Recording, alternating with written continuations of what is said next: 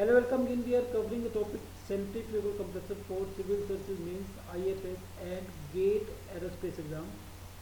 Next subtopic in centrifugal compressor is shrouding of impeller. It is so in the last subtopic, that is principle of operation. The last point was the normal practice is to design compressor so that about half the pressure rise occurs in impeller and half in diffuser. So this is your impeller and this is your diffuser.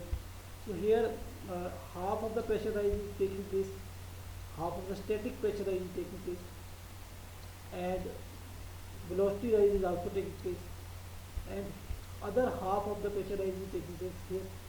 So that pressure rise is due to reduction in velocity, okay, and that pressure rise is due to imparting energy from the impeller. Okay. So it means some pressure rise is taking place in the impeller also. So this is your forward face of the impeller of the vane. So this is one vane, okay, and this is the forward face of the vane. This is the trailing face of the vane, and this vane or the impeller is moving like this.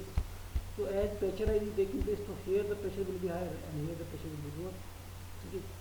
So as there is pressure difference, so air will try to move out of the vane between the space impeller and spacing, between impeller and spacing. Okay. So to prevent this escape of air from the vane, this shrouding of shrouding is provided. This is called impeller shrouding or shrouding of impeller. So this thing is provided. So that is called impeller shrouding or shrouding of impeller. So now this is our topic, and I will read the point wise. It will be appreciated that owing to the action of vanes in carrying the air around the impeller, there will be slightly higher static pressure on the forward face of the vane than on trailing face.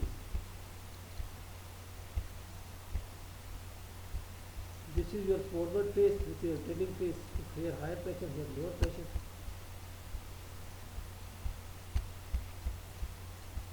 The air touch tends to flow around the edges of the vane.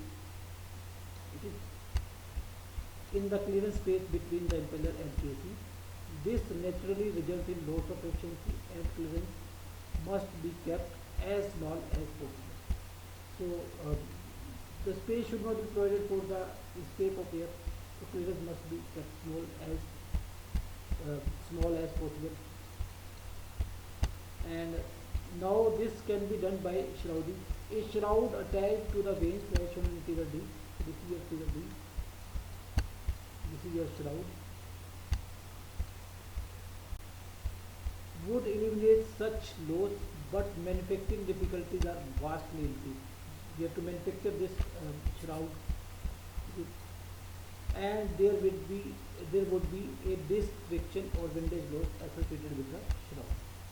So it also causes some loss due to friction and windage loss, but it prevents air to escape from the vane. Although shrouds have been used in supercharger and process compressors, they are not used on impellers of gas turbine. Okay. So this is the shrouding of impeller. If this casing, or we can say shrouding, is provided to escape air from the vane, that is called impeller shrouding. Because of pressure difference here and here. Here higher pressure is there, here lower pressure is there, so air tends to escape from the vane. It tends to go towards the lower pressure.